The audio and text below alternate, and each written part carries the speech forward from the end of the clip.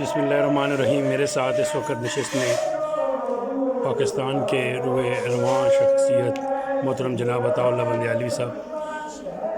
मोहतरम, सवाल ये है कि ये मसला इलाज जो है ये क्यों ज़रूरत पड़ गया और आपने इस मसले को क्यों उठाया?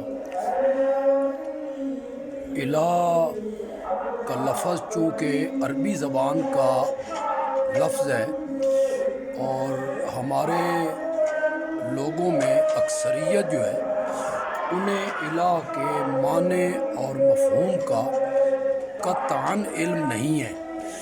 वो ला इलाहा इल्लल्लाह भी पढ़ते रहते हैं और शिर्क के मुर्तकिब भी होते रहते हैं। उन्हें समझाने और बताने की ज़रूरत है कि इलाह का मफ़हूम क्या है और इलाह के औसाफ और इलाह की सिफ़तें क्या हैं, ताकि वो इसे समझें और शिर्क जैसी गिलाज़त से अपने आप को बचा सकें। तो क्या इसमें कोई तकलीद की ज़रूरत होती है? नहीं, अकायद में तकलीद की कोई ज़रूरत नहीं होती। ये एक ऐसा मसला है जिसे कुरान ने बड़ी वजाहत के साथ बयान किया है और उसी कुरान ही के रंग में हम इसे लोगों तक पहुंचा रहे हैं। जो अकीदा होता है और मज़हब होता है, इनमें फ़र्क है? नहीं, अकीदा एक नज़रिए का नाम है, अकस से है, मजबूती के माने में है। और मज़हब तो मसलन मज़ाहिब अरबा भी कह देते हैं, यानी हज़रत इमाम हनीफ़ा का मज़हब और इमाम शाफ़ी का मज़हब। असल लफ्ज़ दीन है, दीन इस्लाम। और उस दीन इस्लाम का जो मरकज़ी नुक्ता है और कलमा है वो यही है, ला इलाहा इल्लल्लाह मुहम्मदुर रसूलुल्लाह। और इसके अव्वल हिस्से में अल्लाह की उलूहियत का इकरार और गैरुल्लाह की उलूहियत की नफ़ी है। आप जब अपनी राय देते हैं उलमा के बारे में, जब राय देते हैं तो वो तकलीद में राय देते हैं, आप किसकी तकलीद में राय देते हैं? मैं आपका ये सवाल समझा नहीं सही। ला नहीं है, हाँ नहीं से आपका नुक्ता शुरू होता है। हाँ जी। और जब नहीं होता है तो वो कहता है कि इस बात को नहीं मैं मानता, मैं ये बात कहता हूँ, राय देता है।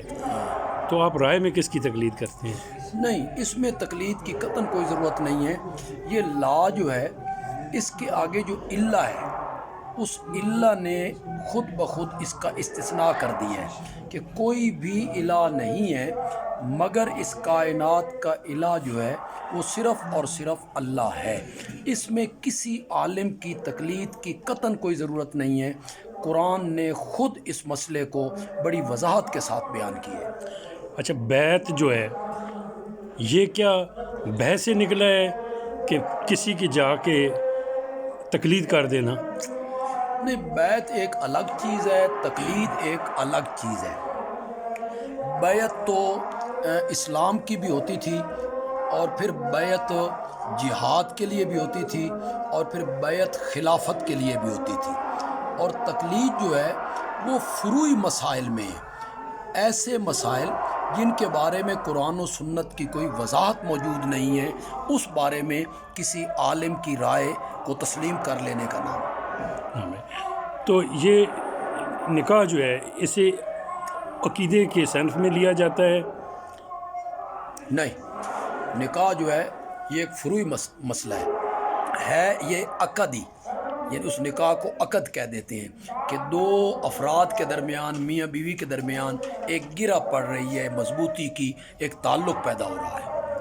मोहतरम, आपका शुक्रिया। मेहरबानी।